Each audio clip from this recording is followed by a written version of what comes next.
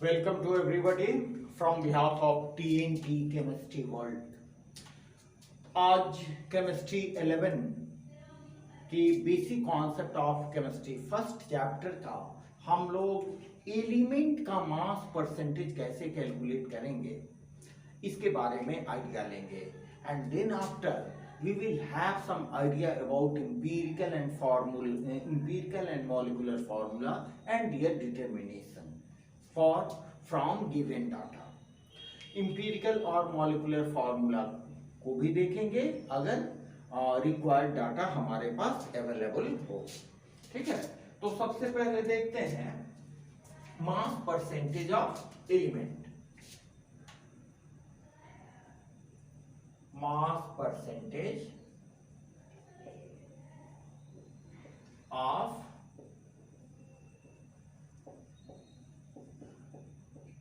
Element. Mass percentage of element हम लोग कैसे कैलकुलेट करेंगे?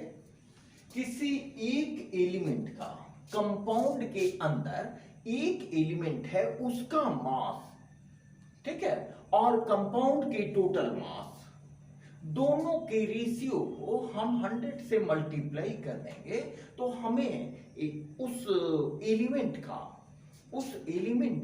परसेंटेज वैल्यू मिल जाएगा। आइए देखते हैं।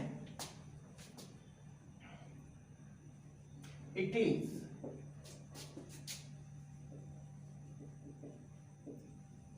Defined as the ratio of one element in a compound to the total mass multiplied by 100। ठीक है, इसको हम मैथमेटिकली यहां देखिए बिल्कुल क्लियर है, बहुत सिंपल सी बात है। दी रेशियो, ये एक रेशियो है किसका?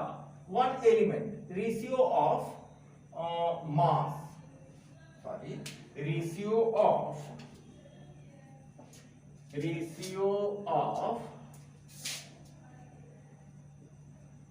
mass of one element in a compound to the total mass।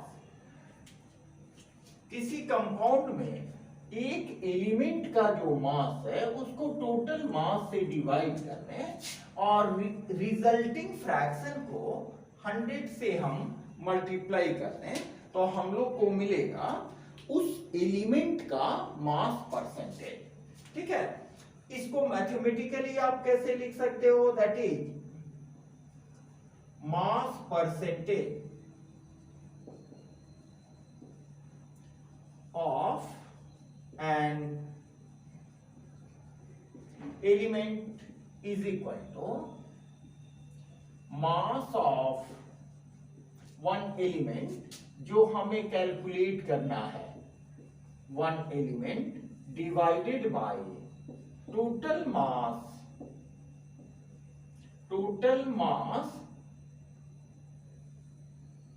Of the compound. ठीक है, और इस फ्रैक्शन को आप 100 से मल्टीप्लाई कर दें। ठीक है, तो आपको मिलेगा मास percentage of an element which is present in A compound. इस तरह से उस कंपाउंड में जितने एलिमेंट हैं सबके परसेंटेज मास को आप कैलकुलेट कर सकते हैं। ठीक है, चलिए इसको एक एग्जांपल से हम लोग समझते हैं।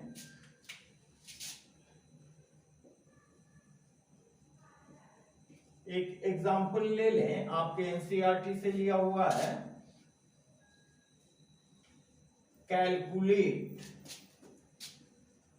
The mass percentage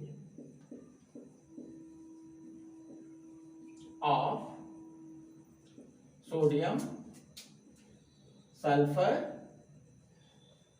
and oxygen in Na2SO4। Na2SO4 में क्या इसमें कहा जा रहा है, आपको मास परसेंटेज निकालना है सोडियम का, सल्फर का और ऑक्सीजन का इन Na2SO4 में। तो सबसे पहले आप क्या कर लो, Na2SO4 का टोटल मास निकाल लो, that means molecular mass. molecular mass of Na2SO4 क्या होगा इसका, देखिए सोडियम 2 मोल है 23 multiplied by 2, sulphur 32 plus oxygen 16 into 4, 46 plus 32 plus, ठीक है, तो 6 8 142 ग्राम पर मोल। आप जानते हो कि जो भी मोलिकुलर मास हम निकालते हैं, मोलर मास, उसका यूनिट होता है ग्राम पर मोल। ठीक है, आपको ये निकल गया। अब यहां देख लें परसेंटेज ऑफ सोडियम का, देख लें ए में परसेंटेज मास ऑफ सोडियम कितना है Na2SO4 में, सोडियम 2 है तो उसका मास कितना हो जाएगा 46 divided by 146, it is in gram और इट इज इन ग्राम पर मोल। ठीक है, हो गया। इसको आप 100 से मल्टीप्लाई करेंगे, इसको कट करके आप देखेंगे तो आपको आएगा इसमें 32.40%। ठीक इसी तरह बी में देख लें, बी में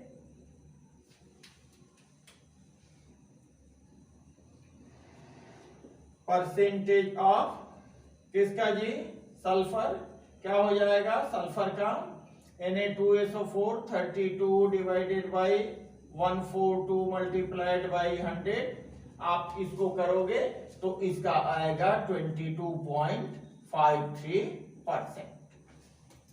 ठीक है, और let us come to oxygen, see में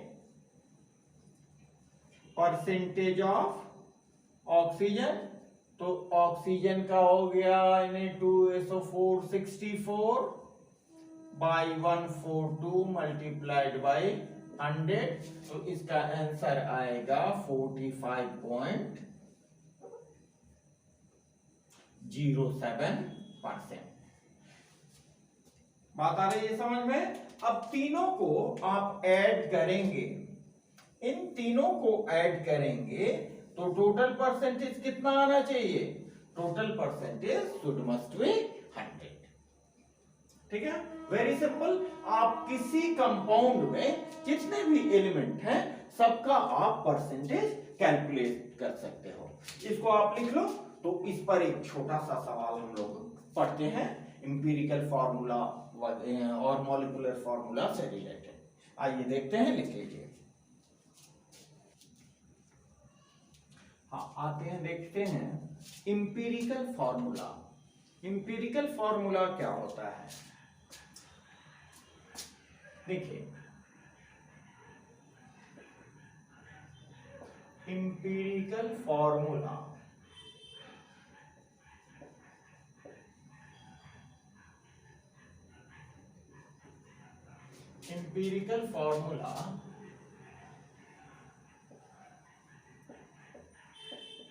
represents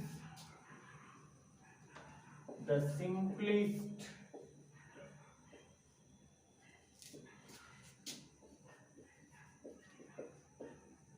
simplest ratio of number of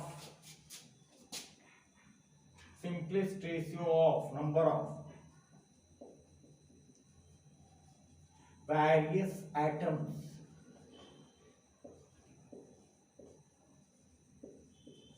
present in a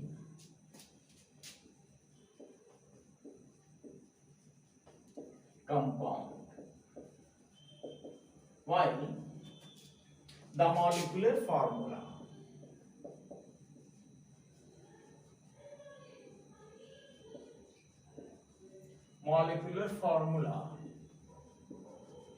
shows the exact number of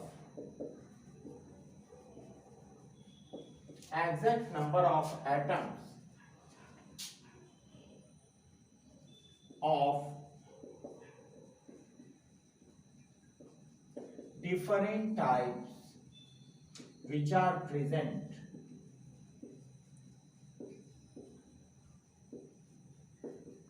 in the compound. बहुत सिंपल सी बात है, इसको आप 9-10 में भी पढ़े होंगे। इंपीरिकल फार्मूला और मॉलिक्यूलर फार्मूला का डेफिनेशन, एक्सप्लेनेशन ये पढ़े होंगे। बहुत शॉर्ट में इसको हम लोग देख लेंगे। इंपीरिकल फार्मूला रिप्रेजेंट करता है कि कोई भी कंपाउंड है, कंपाउंड में जितने एटम्स हैं उन एटम्स का जो मिनिमम रेशियो होता है उसको हम कहते हैं इंपीरिकल फार्मूला। और मॉलिक्यूलर फार्मूला एग्जैक्ट नंबर को रिप्रेजेंट करता है। ठीक है, इसको लिख लें इसको। इसमें देखें, एक बहुत सिंपल छोटा सा न्यूमेरिकल है। इसमें हमें इंपीरिकल फार्मूला कैलकुलेट करना है। एक ऑक्साइड ये आयरन का ऑक्साइड है, जिसमें आयरन है 69.9% एंड डाई ऑक्सीजन है 30.01%। तो हमें निकालना है इंपीरिकल फार्मूला।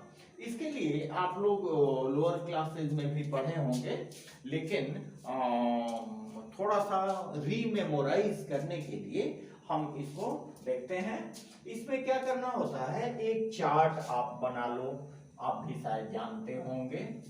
उस चार्ट में क्या रहेगा, सबसे पहले रहेगा आपका एलिमेंट हो गया। उसके बाद इसमें कितना परसेंट है दिया गया है, तो यहां लिख लो आप परसेंटेज।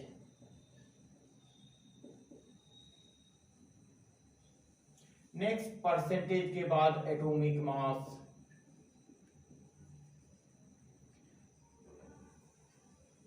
अब परसेंटेज में एटॉमिक मास से आप डिवाइड कर दो तो मिल जाएगा नंबर ऑफ मोल्स।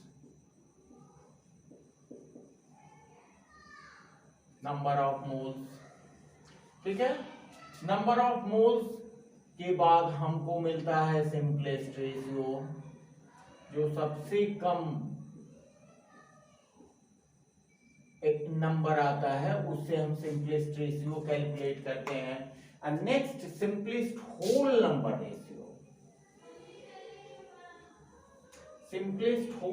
रेशियो। कभी कभी ऐसा होता है कि हमारा रेशियो फ्रैक्शनल आता है। Simplest whole number ratio. ठीक है, बहुत सिंपल सी बात है, आप लोअर क्लासेस में भी पढ़े होंगे। एलिमेंट्स आपका क्या है भाई, एक है ऑक्सीजन का परसेंटेज है 69.9%। एटॉमिक मास आयरन का कितना होता है 56, आप डिवाइड कर दो 69.9 बाई 56। ठीक है, डिवाइड करने से आप डिवाइड करके देखना, आपको अप्रोक्स वैल्यू मिलेगा 1.25। ठीक है, यहां पर ऑक्सीजन को लें, ऑक्सीजन का है 30.1%। और ऑक्सीजन का होता है 16, तो आपको 30.1 डिवाइडेड बाई 16, इसको डिवाइड करेंगे तो आपको मिलेगा 1.88। सिंपलेस्ट रेशियो कैसे निकालेंगे? इसमें जो सबसे छोटा नंबर है उसको पूरे से डिवाइड करेंगे, तो इसका सिंपलेस्ट रेशियो हो जाएगा 1.25 divided by 1.25 is equal to 1, और इसका हो जाएगा 1.88 divided by 1.25 which will be equal to 1.5। अब देखिए यहां 1 आया, यहां फ्रैक्शन आ रहा है 1.5, तो क्या करेंगे, दोनों जो वैल्यू है, रेशियो का वैल्यू है, उसको 2 से मल्टीप्लाई कर दो ताकि ये फ्रैक्शनल वैल्यू होल नंबर में कन्वर्ट हो जाए। तो ये आ जाएगा आपको 2 और ये हो जाएगा 1.5 multiplied by 2 is equal to 3। इसका मतलब क्या हुआ कि आयरन होगा आपको 2 और ऑक्सीजन होगा 3। इससे जो इंपीरिकल फॉर्मूला मिलेगा, इंपीरिकल फॉर्मूला जो मिलेगा उसको हम कैसे रिप्रेजेंट करेंगे, Fe2O3, that will be the answer. ठीक है, चलिए मेरे समझ से आप समझ रहे हैं बातों को। ठीक है, इस चैनल पर इस तरह की ये तो बहुत सिंपल चीजें हैं जिनको मैं पढ़ाना भी नहीं चाहता था, लेकिन चूंकि सिलेबस में है तो थोड़ा बहुत आइडिया हम दिए हैं, डीपली नहीं गए हैं। इसके बाद कुछ अच्छे नए टॉपिक के साथ हम फिर आपके सामने होंगे। आप इस चैनल को, नया चैनल है, आप इस चैनल को सब्सक्राइब जरूर करें और अपने दोस्तों में शेयर करें, उन्हें भी प्रमोट करने के लिए बोलें, और अपने विचार हमारे कमेंट बॉक्स में जरूर लिखें ताकि हम अच्छे से अच्छे मटेरियल आप तक पहुंचाते रहें। Okay, thanks a lot.